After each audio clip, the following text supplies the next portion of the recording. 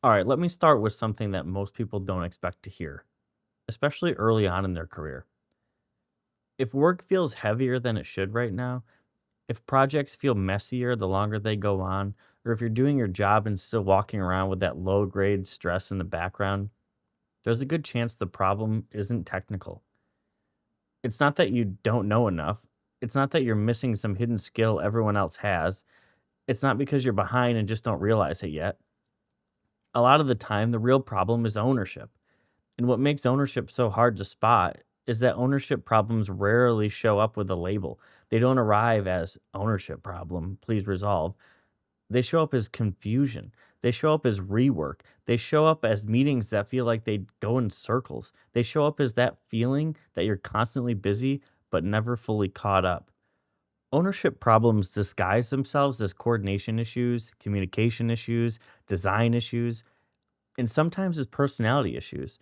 People will start saying things like, we just need to get on the same page, or we need better follow through, or we need to tighten up the set. Those things can be true, but they're often just symptoms. And the root cause is that responsibility isn't clear. When responsibility isn't clear, decisions slow down, people hesitate, work gets redone, and then stress builds quietly without a clear source. You start thinking you need to fix yourself. You start adjusting your process, your tools, your habits, your schedule, and trying to find the lever that makes things feel manageable again. But sometimes that lever is just much simpler. It's clarity. Who owns that? Who's closing the loop? Who is responsible for moving the issue forward and making sure it actually resolves? Once you learn to see ownership clearly, the entire experience of practice starts to change. It's not overnight, it's not magically, but the friction drops, the confusion drops, the rework drops, and the stress starts to make more sense. You're listening to The Practice of Practice, a podcast for architects, designers, and emerging professionals navigating the gap between school and real work. We focus on the realities most people only learn through experience: workflow, judgment, responsibility, and time. It's not theory, it's practice. Ownership sounds like a boring word. It sounds like something you'd hear in project management training or see in a responsibility matrix. It sounds administrative, like it belongs in a spreadsheet instead of in a conversation about confidence, stress, and what practice actually feels like. But in architecture, ownership is foundational. It sits underneath how projects move. It sits underneath how teams communicate. It sits underneath how your day feels when you open your laptop. Because architecture is not solo work, it's a relay. You're always handing something off, receiving something back, coordinating a moving set of inputs from owners, consultants, internal team members, contractors.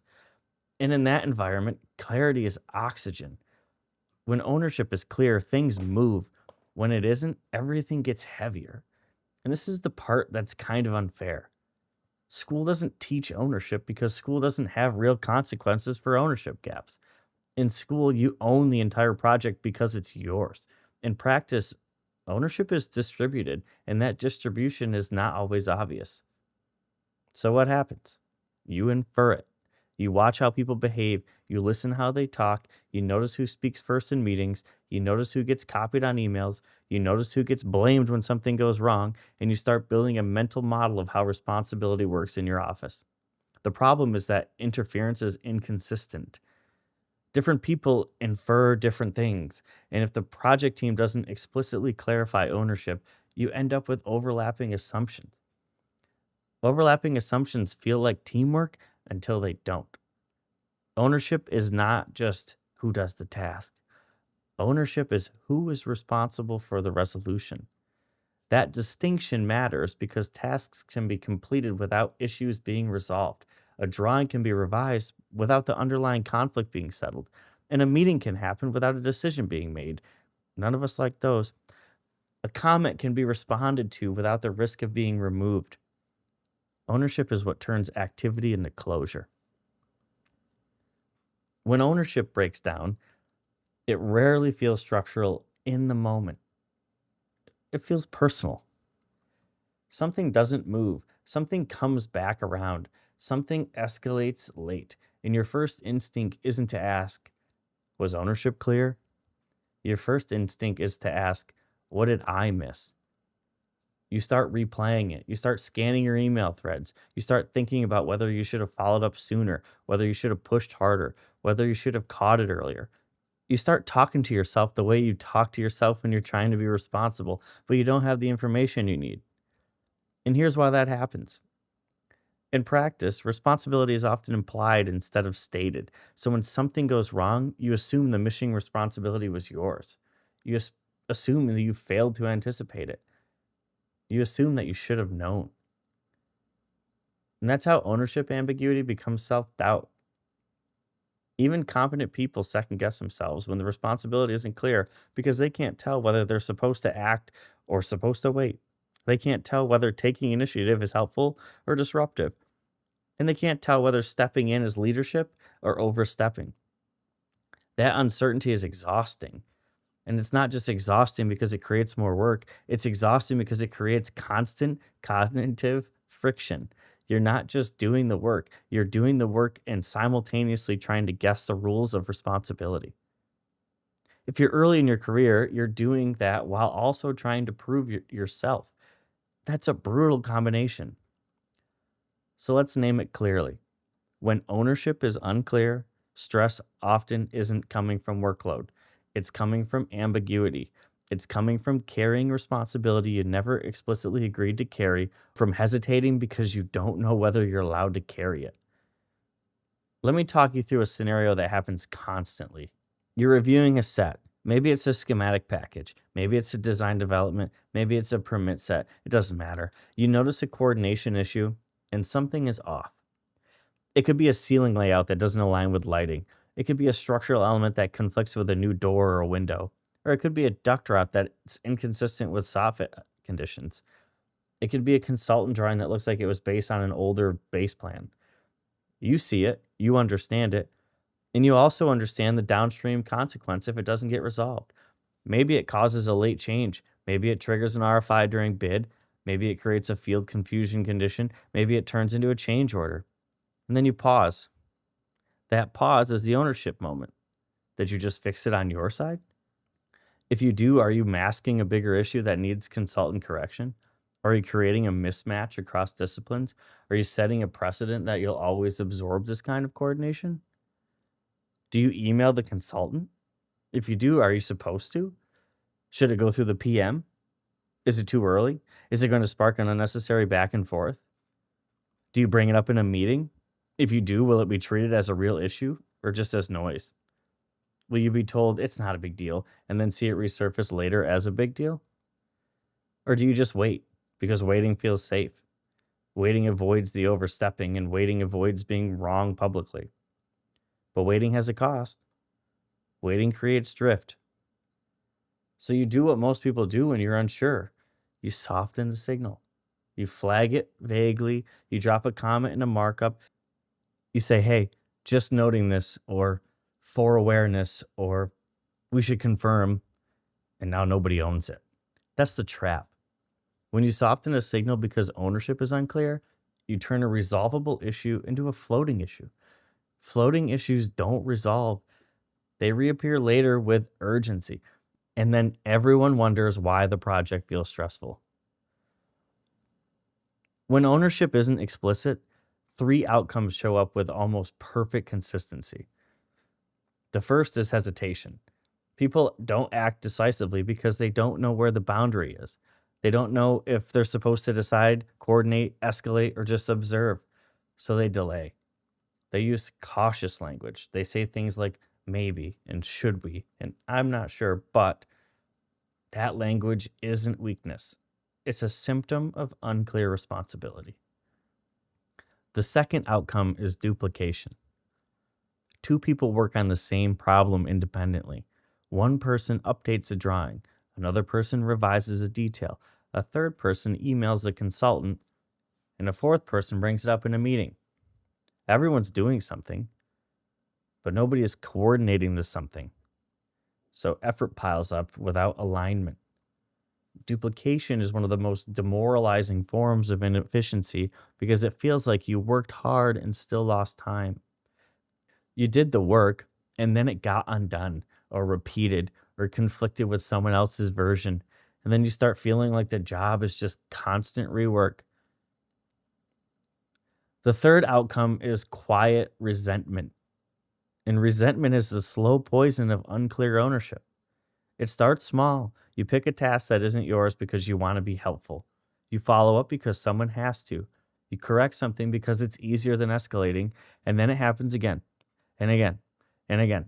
And at some point, you stop feeling helpful and start feeling used. Even if nobody intended to use you, you start thinking, why am I always the one doing this? You start feeling like the project runs on your vigilance. And if you stop, things fall apart. That's not a sustainable way to work. And the worst part is that resentment rarely gets addressed directly because it feels unprofessional to say out loud. So it becomes background noise.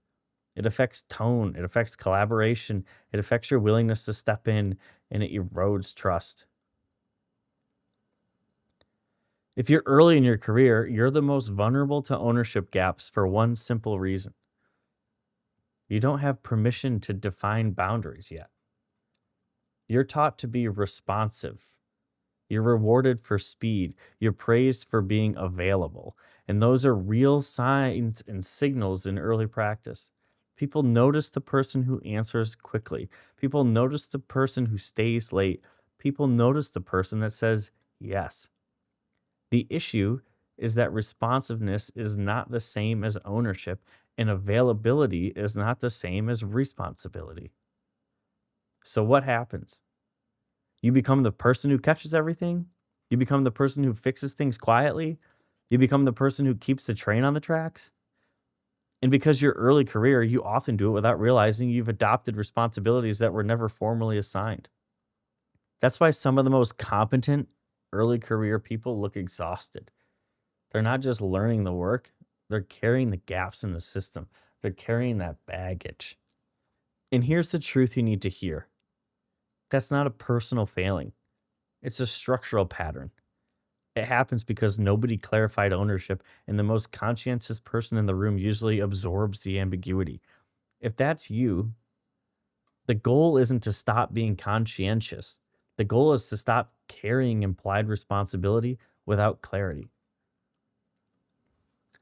So now we need to separate two concepts that get tangled. Ownership is not authority. Authority is about decision rights. Authority is about final say. Ownership is about closure. You can own a problem without having the authority to decide the solution. You can own the follow-up. You can own the coordination. You can own the tracking. And you can own the escalation when needed. Ownership means someone is responsible for making sure the thing resolves. That's why ownership is so powerful. It doesn't require hierarchy. It requires clarity.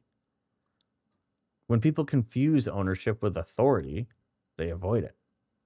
They think, I can't own that. I'm not senior enough. But you can own plenty of things without overstepping.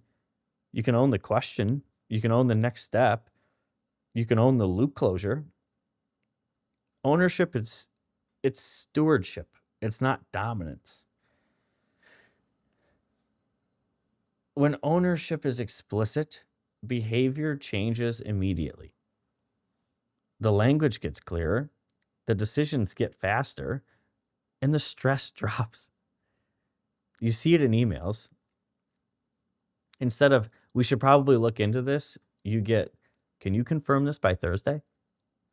Instead of, someone should follow up, you get, I'll follow up and report back. Instead of, we need to coordinate, you get, hey, I'm setting up a quick call with MEP and structure, and we'll come out with a resolved approach. Ownership turns vague concern into a defined path. And when the path is defined, people stop circling.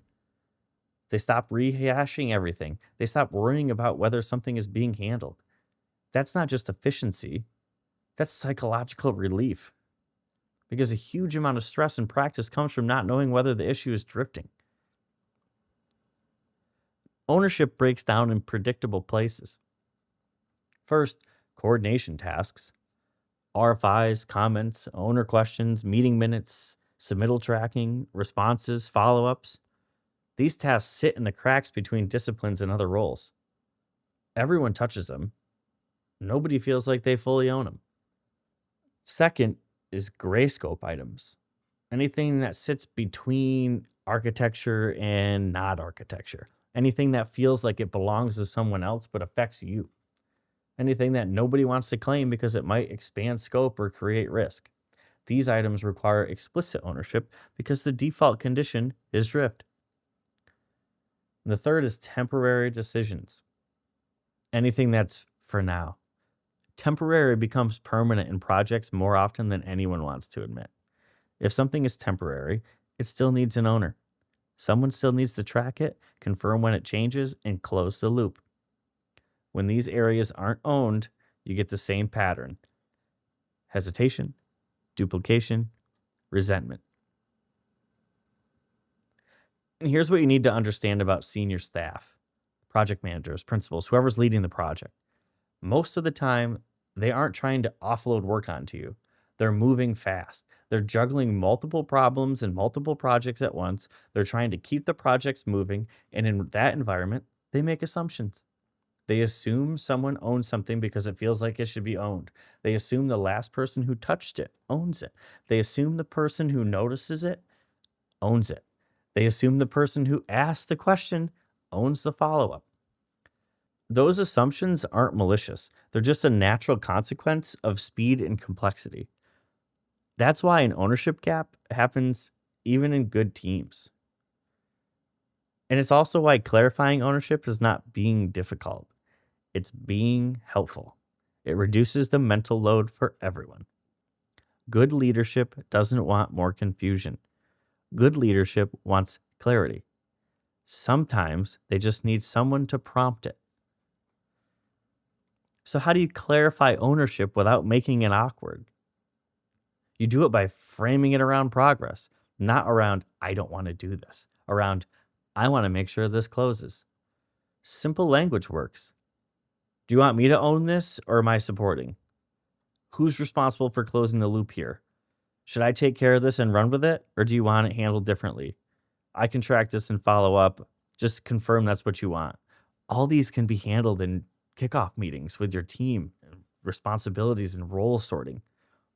That language is calm, it's professional, it signals maturity. Because mature professionals care about closure. They care about who is responsible for resolution. They don't leave it to chance. If you're early career, these questions also signal that you're not just completing tasks, you're thinking about the system of a project. That's how trust starts to build. When you don't clarify ownership, you usually fall into one of two traps. You over-own. You take on responsibility that isn't yours. You stay late. You fix things quietly. You become the safety net, or I like to call it the fire extinguisher. And because you're capable, the system starts to rely on you. That's not a compliment. That's a risk. Or on the other side, you under-own. You assume someone else has it. You don't follow up. The issue drifts. It comes back later with urgency. And suddenly, now you're involved anyway, but now it's stressful because it's late. Both traps feel unfair. Over-owning feels like you're being taken advantage of, and under-owning feels like you're being blamed for something you didn't agree to own. The solution is clarity, not more effort. Ownership builds trust in a very specific way. It reduces uncertainty. When someone owns something clearly, you don't have to hover. You don't have to check in. You don't have to re-ask. You don't have to worry that it's drifting. That's why people trust the person who closes loops. Not because they do heroic amounts of work, because they create stability. The best teams feel calm, not because they have less work, but because responsibility is visible. They know what's being handled, by whom, and when it will resolve. That's what trust looks like in practice. Reduced uncertainty. There's a quiet career shift that happens in practice that nobody announces. Early on, people evaluate you on output. Can you produce? Can you respond? Can you keep up? Later, people evaluate you on judgment. Do you know what matters? Do you know what to escalate? Do you know what to protect? Do you know what to close? Ownership is the bridge between output and judgment. When you start thinking in terms of what else needs to be resolved instead of what do I need to draw, you're operating differently. You're moving from task completion to project thinking. And that shift changes how people see you. Not because you talk more, but because you act important. Because you reduce drift, you reduce rework, you create clarity. That's the kind of contribution that gets remembered. People love to solve stress with productivity. More systems, more tools, better time management, faster responses. Yes, some of that helps. But productivity doesn't fix the type of stress that comes from ambiguity. Ambiguity stress is different. It's the stress of not knowing what you're responsible for. It's the stress of worrying something is drifting. It's the stress of feeling like you're carrying invisible expectations. Clarity fixes that faster than any productivity trick. When ownership is clear, you can work hard without feeling anxious. When ownership is unclear, you can work hard and still feel uneasy. That's why ownership matters. It doesn't eliminate work. It eliminates confusion. So if work feels heavier than it should right now, here's the reframe. Before you assume you're behind, before you assume you need to work harder, and before you assume you need a better system, ask a different question. Is this actually an ownership problem? Is responsibility unclear? Is closure unclear? Is the next step unclear? Because most of the time, that's what's happening. And if that's the case, the solution isn't to hustle harder. It's to make responsibility visible. Who owns it? Who closes it? Who follows up when it resolves? That's the first diagnostic lens you should use when things feel messy. Ownership first, then everything else.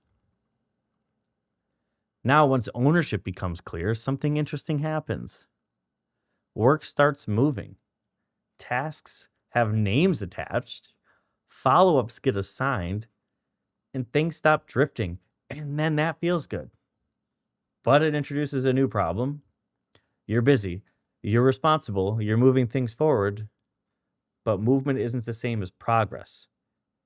In the next episode, we're going to talk about why busy isn't the problem and how effectiveness is about choosing the right work, not just doing more of it. The practice of architecture is not intuitive, but it is learnable. So don't worry, we'll keep building from here. This podcast only works if it gets passed along, not because of me, but because the hardest parts of practice are usually learned in isolation. If this episode put words to something you've been struggling with, share it with someone earlier in practice, or leave a comment naming the moment that hit. I'm doing this because I remember how long it took to realize that I wasn't behind. I just wasn't being taught. Most of what feels like a personal failure in this profession is actually a shared pattern. The more we name those patterns, the faster we all get better. I'll see you in the next one.